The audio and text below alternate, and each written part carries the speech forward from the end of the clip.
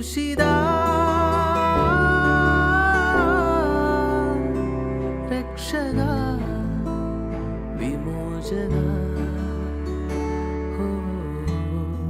മാനുഷികമായ സകല പ്രതീക്ഷയും അസ്തമിച്ചു നിൽക്കുന്നിടത്തും ദൈവത്തിന് പ്രവർത്തിക്കാൻ പറ്റും. പലപ്പോഴും അങ്ങനെയാണ്. മനുഷ്യന്റെ കണക്കുകൂട്ടലുകൾ പരാജയപ്പെടുന്നിടത്ത് ദൈവം കണക്ക് കൂട്ടാൻ തുടങ്ങും. മനുഷ്യന്റെ ബുദ്ധി പരാജയപ്പെടുന്നിടത്ത് ദൈവത്തിലുള്ള വിശ്വാസം പ്രവർത്തിക്കാൻ തുടങ്ങും. മനുഷ്യന്റെ ആലോചനകൾ തകർന്നു നിൽക്കുന്നിടത്ത് ദൈവത്തിന്റെ കാരുണ്യത്തിലുള്ള ഒരുവന്റെ ആശ്രയത്തുണ്ടല്ലോ, അത് അത്ഭുതകരമായ ദൈവ പ്രവൃത്തി ഒരുവനിൽ വെളിപ്പെടുത്താൻ തുടങ്ങും. കർത്താവിന്റെ അത്ഭുതങ്ങൾ വെളിപ്പെടാനുള്ള ഒരു ലോജിക്ക് ഇതാണ്: കണ്ടിട്ടല്ല വിശ്വസിക്കേണ്ടത്, വിശ്വസിക്കുക. അപ്പോൾ വിശ്വസിക്കുന്നത് കാണാൻ ദൈവം ഇടവരുത്തും. കണ്ടിട്ടല്ല വിശ്വസിക്കണം, കണ്ടിട്ടേ വിശ്വസിക്കുള്ളൂ എന്നുള്ള ആ ചിന്തകൾ മാറ്റിവെച്ചിട്ട് ഈ ദിവസങ്ങളിൽ എന്തെല്ലാം നിങ്ങളുടെ ജീവിതത്തിൽ സംഭവിക്കണമെന്ന് നിങ്ങൾ ആഗ്രഹിക്കുന്നുണ്ടോ അതങ്ങോട്ട് കണ്ണും പൂട്ടി വിശ്വസിക്കുക. നമ്മൾ മനസ്സുകൊണ്ട് ഇങ്ങനെ പിശാച് ചില കാര്യങ്ങൾ അങ്ങോട്ട് ഉറപ്പിക്കും.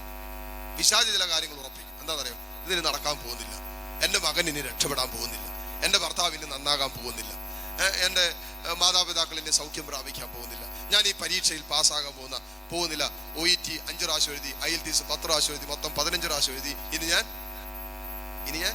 രക്ഷപ്പെടാൻ പോകുന്നില്ല. എൻ്റെ ജീവിതത്തിന്റെ മേലിൽ നിൽക്കുന്ന ചില മേഖലകൾ, പാപത്തിന്റെ മേഖലകൾ, അശുദ്ധിയുടെ മേഖലകൾ, എത്ര പുറത്തു വരാൻ ആഗ്രഹിച്ചിട്ട് പുറത്തു വരാൻ പറ്റാത്ത വിഷയമുണ്ട്. എനിക്ക് ഇത് പുറത്തു വരാൻ പറ്റും തോന്നില്ല. എൻ്റെ സ്വഭാവം ഇങ്ങനെ ആയിപ്പോയി, പെട്ടെന്ന് ദേഷ്യപ്പെടുന്ന സ്വഭാവമാണ്, പെട്ടെന്ന് ഭയങ്കര വാശിയാണ്, ആരോട് ക്ഷമിക്കാൻ പറ്റുന്നില്ല, ആരും ഉൾക്കൊള്ളാൻ പറ്റുന്നില്ല, ഇതെന്റെ സ്വഭാവം ഇങ്ങനെ ആയിപ്പോയി, അതുകൊണ്ട് എനിക്ക് ഇനി ഇതിൽ നിന്ന് പുറത്തു വരാൻ പറ്റും തോന്നുന്നില്ല എന്ന് പോലും ചിന്തിക്കുന്നവരുണ്ട്. അത് പിശാചുറപ്പിക്കുന്നതാണ്. ദൈവികമല്ലാത്ത സ്വഭാവ വൈകല്യങ്ങൾ നമ്മൾ താലോലിച്ചു കൊണ്ടിരിക്കുമ്പോൾ അതിൽ നിന്നും പുറത്തു വരാൻ പറ്റില്ല എന്നുള്ള നമ്മുടെ മനസ്സിൽ പിശാചുറപ്പിക്കുന്ന ചില ചിന്തകളുണ്ട്. അത് നമ്മൾ അതിൽ നിന്ന് കൊടുക്കരുത്. നിങ്ങളൊന്ന് ആലോചിച്ച് നോക്കേ, വചനം ഇങ്ങനെ പറയുന്നത്, മോശയെ പോലെ ശാന്തനായ ഒരു പ്രവാചകനെ ലോകം കണ്ടിട്ടില്ലെന്ന്. മോശയെ പോലെ ശാന്തനായ ഒരു പ്രവാചകൻ. ഒറ്റടിക്ക് ഒരു ഈജിപ്ഷ്യനെ കൊന്നവനാണ് ആര്? മോശ. എന്തൊരു ശാന്തനായിരുന്നറിയാം. ദേഷ്യം വന്നിട്ടേ ഒരൊറ്റ കീറ് കൊടുത്ത, ഒറ്റ കീറിന് ഒരാളുടെ കാര്യം തീരുമാനം കുഴികുത്തി മൂടുകയും ചെയ്തു. അത്രയും ദേഷ്യം ഉണ്ടായിരുന്നവനാണ് ആര്? മോശ. ആ മോശയാണ് കർത്താവിന്റെ കൂടെ വസിക്കാൻ തുടങ്ങിയപ്പോൾ, തന്റെ ആത്മീയ ജീവിതയാത്ര, തന്റെ ആത്മീയ യാത്ര, വിശ്വാസത്തിന്റെ യാത്രയിൽ കർത്താവിന്റെ കൂടെ സഞ്ചരിക്കാൻ തുടങ്ങിയപ്പോൾ ആ മോശയെ കുറിച്ച് വിശുദ്ധ ഗ്രന്ഥം എഴുതി വെച്ചിരിക്കുന്നത് മോശയെ പോലെ ശാന്തനായ ഒരു പ്രവാചകനെ കണ്ടിട്ടില്ല എന്നാണ്. ആരാ പറഞ്ഞേ മോശയ്ക്ക് മാറാൻ പറ്റില്ലെന്ന്?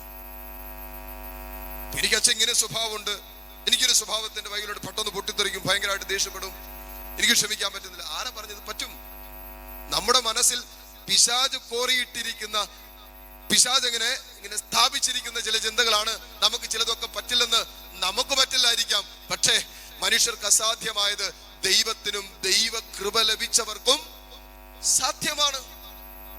നമുക്ക് ചിലപ്പോൾ പറ്റില്ലായിരിക്കും, നമ്മുടെ കഴിവുകൊണ്ട് നടന്നൊന്നും വരില്ല, പക്ഷേ ദൈവത്തിനും ദൈവ കൃപ ലഭിച്ചവർക്ക് സാധ്യമാണ്. അതുകൊണ്ട് അബ്രഹാം പറഞ്ഞു, ഞാൻ മൃതപ്രായനാണ്, സാറായുടെ ഉദരം വന്ധ്യമാണ്, ഇതും അറിയാമായിരുന്നിട്ടും അബ്രഹാം ചെയ്തു നോക്കിക്കേ. വചനം പറയാണ്, വിശ്വാസമില്ല, വന്ധ്യമാണെന്നറിയാമായിരുന്നിട്ടും അവന്റെ വിശ്വാസം ദുർബലമായില്ല. നമ്മുടെയൊക്കെ വിശ്വാസം ക്ഷയിക്കാനായിട്ട് ഇത്രയൊന്നും വേണ്ട. ഇത്ര വേണോ? ഒന്നും വേണ്ട. ഒരു പരീക്ഷയ്ക്ക് തോറ്റാൽ മതി, വിശ്വാസം പോയി, പ്രതീക്ഷയും പോയി, പിന്നെ നിരാശയായി. അതുകൊണ്ട് മക്കളെ, പ്രതീക്ഷിക്കാൻ ഒന്നുമില്ലേലും, നമുക്ക് പ്രത്യാശിക്കാൻ ഒന്നുമില്ലേലും, ദൈവത്തിന്റെ കരങ്ങളിലും ദൈവത്തിന്റെ കാരുണ്യത്തിലും നമ്മുടെ ജീവിതത്തെ സമർപ്പിച്ചാൽ നമ്മുടെ പ്രതീക്ഷയ്ക്കും അപ്പുറം ദൈവത്തിന് പ്രവർത്തിക്കാൻ പറ്റും. നമ്മുടെ ബുദ്ധിക്കും അപ്പുറം ദൈവത്തെ വിളിക്കാൻ നമ്മൾ പഠിച്ചാലുണ്ടല്ലോ, നമ്മുടെ ബുദ്ധിക്ക് അതീതമായ കാര്യങ്ങൾ, അതായത് ബുദ്ധി കൊണ്ട് മനസ്സിലാക്കാൻ പറ്റാത്ത കാര്യങ്ങൾ ദൈവം നമ്മുടെ ജീവിതത്തിൽ ചെയ്യും. നിങ്ങൾ ജെറമ്യാ പ്രവാചകന്റെ പുസ്തകം 33:3 വായിച്ചു നോക്കി. എന്നെ വിളിക്കുക, വചനം പറയാണ്, എന്നെ വിളിക്കുക, ഞാൻ മറുപടി നൽകും. പറയാണ്, നിങ്ങൾ എന്നെ വിളിക്ക്, ഞാൻ മറുപടി തരാമെന്നാ കർത്താവ് പറയുന്നത്. എന്നിട്ട് പറയാണ്, നിന്റെ ബുദ്ധിക്ക് അതീതമായ മഹത്വം, നിന്റെ ബുദ്ധിക്ക് അതീതമായ, ബുദ്ധിക്കപ്പുറം നിൽക്കുന്ന മഹത്വം, ബുദ്ധിക്ക് അതീതമായ മഹത്വവും നിഗൂഢമായ കാര്യങ്ങൾ ഞാൻ നിനക്ക് വെളിപ്പെടുത്തും. കണ്ടോ? എന്ന് പറഞ്ഞാൽ നമ്മുടെ ബുദ്ധി കൊണ്ട് പോലും മനസ്സിലാക്കാൻ പറ്റാത്ത കാര്യങ്ങൾ നമ്മുടെ ജീവിതത്തിൽ വിശ്വാസത്തിൽ നമ്മൾ അംഗീകരിക്കുമ്പോൾ നമ്മുടെ കർത്താവിന് ചെയ്തു തരാൻ പറ്റൂന്ന്.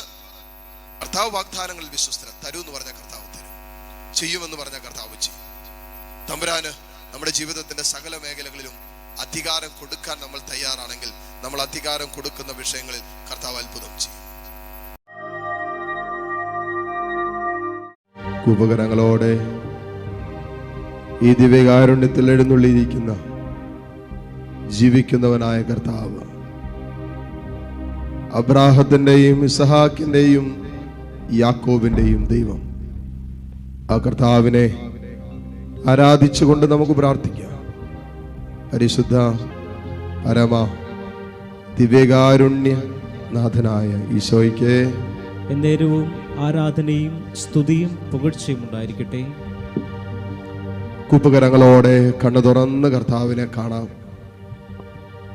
മക്കളെ, ഞാനും നിങ്ങളും വീണ്ടെടുക്കപ്പെട്ടത് ഈ കർത്താവിനാല. നമ്മൾ രക്ഷിക്കപ്പെട്ടത് ഈ സാന്നിധ്യം കൊണ്ടാണ്. നമ്മൾ വിശുദ്ധീകരിക്കപ്പെട്ടതും ഈ സാന്നിധ്യത്താലാണ്. നമ്മുടെ നിത്യരക്ഷ, ആത്മരക്ഷ ഉറപ്പിക്കപ്പെട്ടത് ഈ കർത്താവിന്റെ വരവോടുകൂടിയാണ്. ഇതാ ആ കർത്താവ്, ആ ജീവിക്കുന്നവനായ കർത്താവ് ചരിത്രത്തിൽ കടന്നു വന്ന് 3 വർഷക്കാലം നമുക്ക് വേണ്ടി, ഈ ലോകത്തിന് വേണ്ടി തന്റെ ജീവിതം കൊണ്ട് ശുശ്രൂഷ ചെയ്ത് കാൽവരിയുടെ നെറുകയിൽ രക്തം ചിന്തി നമ്മുടെ പാപങ്ങളിൽ നിന്നും നമ്മൾ വീണ്ടെടുക്കാൻ വേണ്ടി മരിച്ച അതേ കർത്താവ് ഇതേ അൾത്താരയിൽ അപ്പത്തിൽ എഴുന്നള്ളിയിരിക്കുന്ന സമയം, ഞാൻ സ്വർഗത്തിൽ നിന്നും ഇറങ്ങി വന്ന ജീവനുള്ള അപ്പമാണെന്ന് പറഞ്ഞ കർത്താവ് ഇതാ ജീവനോടെ ഈ അപ്പത്തിൽ എഴുന്നള്ളിയിരിക്കുന്ന സമയം. ഇത് ഒരു വീണ്ടെടുപ്പിന്റെ സമയമാണ്. ഈ നിമിഷങ്ങൾ രക്ഷയുടെ നിമിഷങ്ങളാണ്. ഇത് വലിയ വിടുതലിന്റെയും സൗഖ്യത്തിന്റെയും നിമിഷങ്ങളാണ്. ഇത് ആത്മരക്ഷയുടെ അനുഭവത്തിലേക്ക് സ്വർഗം നിന്നെ കൈപിടിച്ചുയർത്തുന്ന നിമിഷങ്ങളാണ്. കാരണം ജീവിക്കുന്ന കർത്താവ് ഇതാ ഈ അൾത്താരയിലേക്ക് ഇറങ്ങി വന്ന് നിൽക്കുന്ന സമയമാണ്. ഇതാ അൾത്താരയിൽ നിന്നും നിന്റെ ജീവിതത്തിലേക്ക് കർത്താവ് ഇറങ്ങി വരുന്ന സമയമാണ്. ഇത് വിശ്വാസത്തിൽ ഏറ്റെടുക്കേണ്ട, അംഗീകരിക്കേണ്ട നിമിഷങ്ങളാണ്. ഇത് വിശ്വാസത്തിൽ സ്വന്തമാക്കേണ്ട, രക്ഷയുടെ അനുഭവത്തിലൂടെ കടന്നു പോകാൻ ദൈവം നമ്മളെ അനുവദിക്കുന്ന നിമിഷങ്ങളാണ്.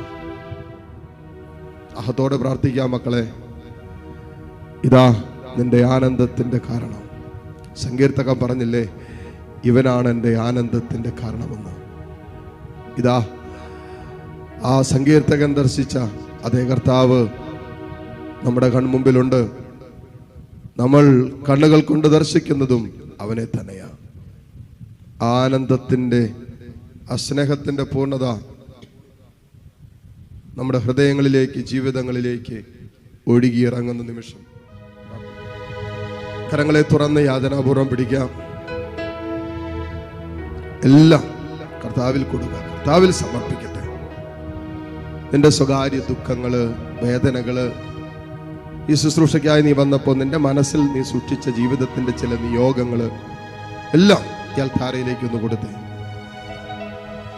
നമുക്ക് ഈ ജീവിതത്തിൽ കിട്ടാവുന്ന ഏറ്റവും വലിയ ദർശനം കർത്താവിനെ കാണുക എന്നുള്ളതാണ്.